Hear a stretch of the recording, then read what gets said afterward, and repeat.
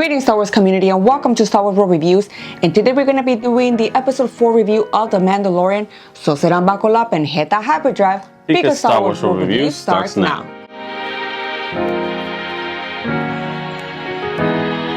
If you're new to this channel, my name is Ro. And I'm Mario. And like in our previous reviews, we will be talking about some spoilers as we talk about the things that we liked and we didn't like about episode 4 of The Mandalorian.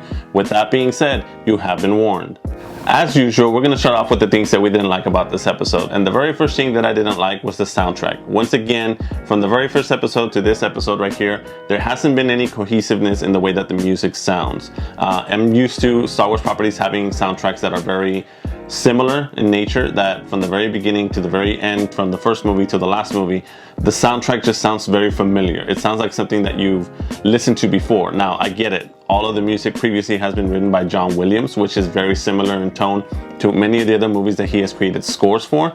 But in this particular episode, like in the animated series, there's always music that is actually very similar throughout the entire series.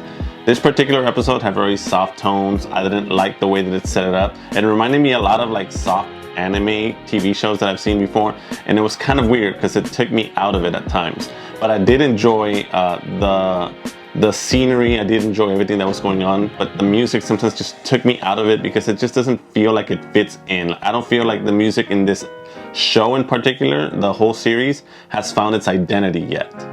And one more thing that I didn't like about this episode was the interaction between some of the characters and Baby Yoda.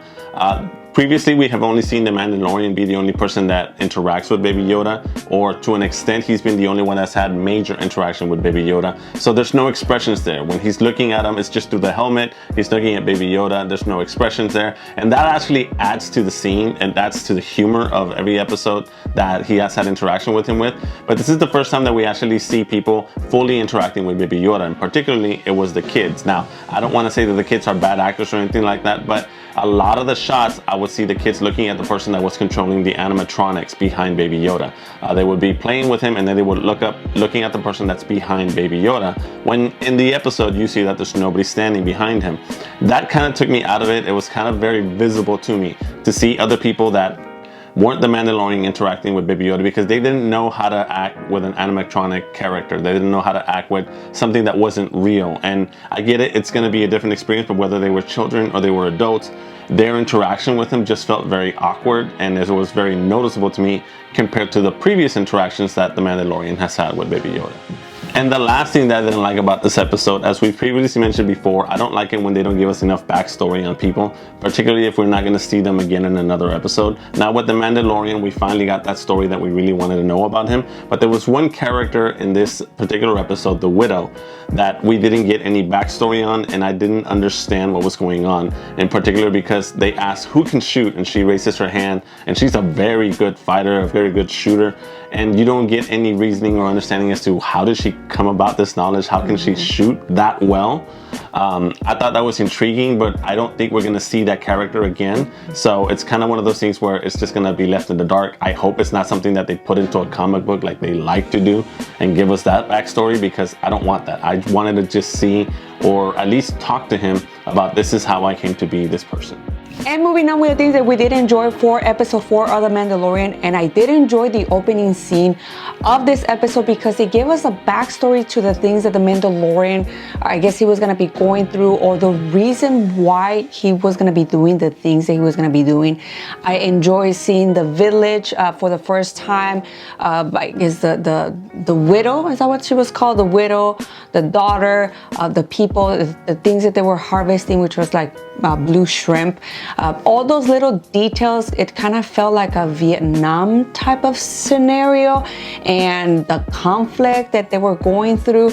So as soon as I saw that, I thought in the back of my mind, I think the Mandalorian is gonna help him in some way, shape, or form. He's gonna be there to rescue that village. So I enjoy that they gave us that particular backstory, and then later on, obviously, we saw the things that got unfold into that episode. And the thing that I really liked about this particular opening scene was the cinematics of it. As soon as the episode started, you immediately saw that it was the film quality of this episode was just awesome. The way that the graphics look, the way that the scenery looked, it looks like they actually paid attention to a lot of the things that they wanted to do. I love that they used a live action set. They depicted an on location place to film this episode. It looked amazing. I loved every portion of it. I liked the action scene in it. I liked the backstory that we did get in that particular scene for those people from that village. And I think it's a good setup for the rest of the episode. And then the very next scene that we both really loved was the next scene following the opening scene in The Mandalorian. And that was Baby Yoda messing with the buttons on the ship with the Mandalorian. And that was just hilarious. That was awesome. That was like the perfect example of what a baby is, of what a kid is. I love that he's still intelligent, but at the same time, he's still a child. I love that he's like 50 something years old, but at the same time, he may as well be a 3-year-old that likes to see buttons. And just the interaction when he's trying to push the button and then he pushes it again, and then Mandalorian tells him to stop, and then he just reaches over and looking at like, he doesn't break eye contact with the Mandalorian and touches the button again. That was hilarious. I love that he just picks him up like a puppy and then puts them back in the basket. That was just hilarious to me, and I can't wait to see more of that interaction. The jokes that they have been doing with the Mandalorian and Baby Yoda, with the bowl of soup when he's fighting, that was just hilarious. I can't get enough of the character. Keira Dune and the Mandalorian, I guess they have that fight, and all of a sudden they have their weapons drawn. You see Baby Yoda standing there drinking the soup. Like, I didn't even expect him being there, because the Mandalorian did tell the bartender, like, hey, keep an eye on the kid. All of a sudden the Baby Yoda's out there drinking the soup. And I really think, I don't want to beat a dead horse with a stick, but this is something Jar Jar should have done in the prequels, and I am glad they're doing a great job with this Baby Yoda animatronics. He's not real. I guess it has to take a lot of imagination for the actors to actually picture what Baby Yoda is doing. But man, the comedy between the Mandalorian and Baby Yoda is really coming across this show, and I'm really glad they're actually giving us this type of comedy in these episodes, and hopefully they continue with the comedy, towards the end of the season. It hasn't been overwhelming and hasn't been too pushy. It's just been funny and a relief in certain parts of the episode. I don't feel like it interferes with the action or with the rest of the story. It's just lightheartedness that is very welcome, because we can't get enough of this particular character. And then another thing that we both really liked about this episode was the character Keira Dune. It was so awesome to see so much backstory in just few words that were talked between her and the Mandalorian. We got a lot of her backstory. We know that she was a former shock trooper and that she was a drop trooper for the rebellion as well. So we know that she has a fighter's background. We know that she has training. We know that she's very good at what she does, even so much so that the Mandalorian respected her and was willing to leave that planet because she was there first. So it just goes to show that she was an important character. One thing I don't like is that we might not see her again in another episode because she stayed there on that planet. I really do hope we do get to see more of her because she was really good. I hope that she comes in and aids him in another one of the episodes. Or if we see her in season 2 would be amazing as well. But I want to see more of that character because she did a very good job. Her acting, her responses to the Mandalorian, her wittiness, her action, everything was really good with her. There was not a lot of interaction as far as dialogue, but what was there was enough to actually get me to like the character a lot. Yeah, she was very likable, and also it was not like she was like a Mary Sue type of character. You actually believe that she was a tough fighter, and I really like that they also put that across this episode, that she was someone who had training behind her. She is someone who can, I don't know who will win between her and the Mandalorian, but she can be like toe-to-toe, against him, because you saw him, or you saw both of them fighting, and you believe that fight. You believe that actually, we're actually fighting, and they could, she can actually take them down. So I'm really glad that, and I'm not crying feminism or anything, but I'm really glad that they gave us these type of characters. And I don't mind when a woman is a strong female character. I just like that, regardless of their gender, I'm glad that they gave us a good, solid character in Keira Dune. Another scene that we really both enjoyed in this episode was the way that the Mandalorian and Cara Dune were training the villagers to be able to fight back against the raiders that have been coming towards the village. And although the episode made it seem like it happened from one day to the next, they did a very good job of letting us know at the end that they had already spent a couple of weeks here on the planet, which means that they spent time training the villagers, that they actually did teach them to fight, that they were proper, that these villagers weren't super geniuses that learned it from morning to night, and that's when the raid started. This happened over the course of maybe a week or two that they trained them before they finally set up the defenses. And then after they won, they had already spent a couple of weeks there, because the Mandalorian mentions that maybe they should move on, because when they raised hell there a couple of weeks ago, it might be too much action for that planet that has never seen action before. What did you think about the scene? Yeah, I really enjoyed seeing the villagers, not knowing anything, because they're not fighters, and that really came across. They're farmers. They're trying to go up against raiders who have done this before, who are warriors, and they really want to defend their village. And you can see Keira Dune using her skills as a warrior to set up this whole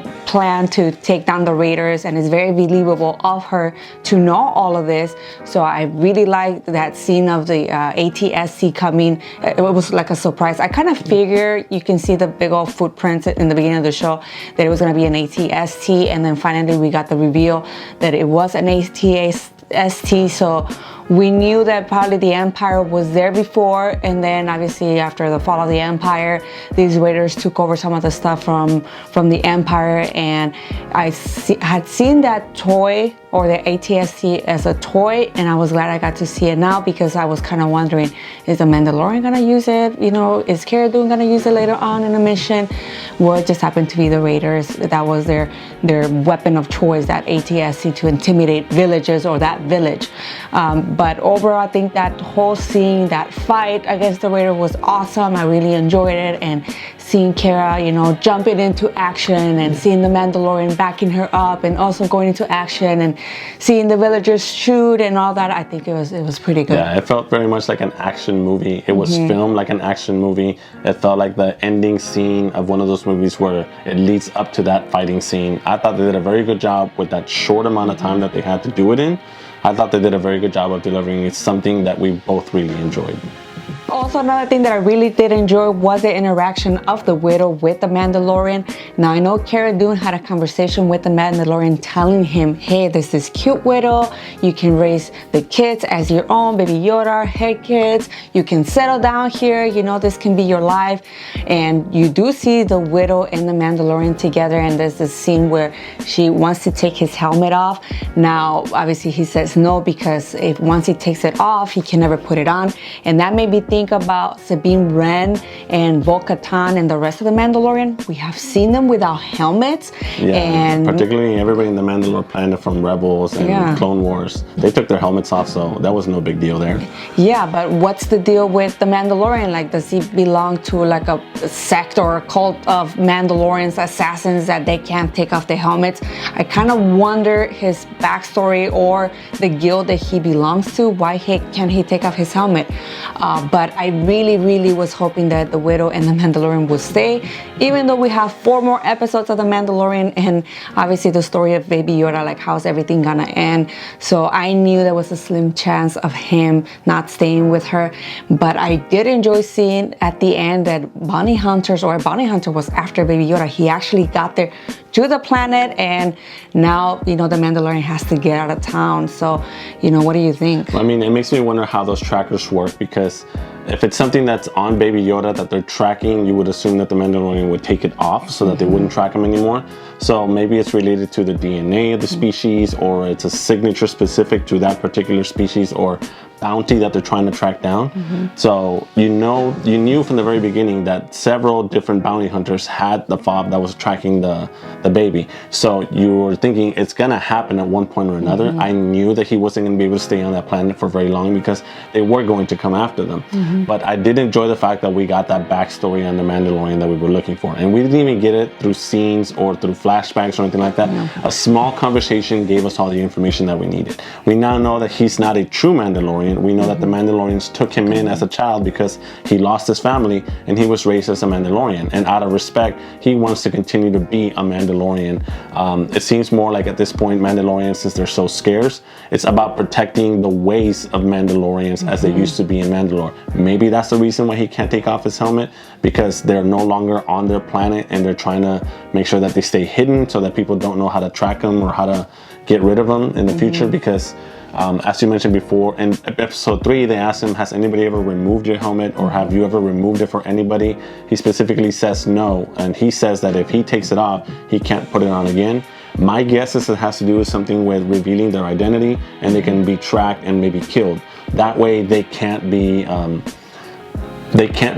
spotted. They can't be spotted on the open. They can't be murdered or anything like that if they're ever off without the helmet. Yeah. So if he ever takes off his helmet, it would be at a time, because he does take off his helmet in this episode. We don't see him. It's just when he's eating. Obviously, he's got to eat, so he's got to take off the helmet. But nobody should be able to know who he is once he puts that helmet back on.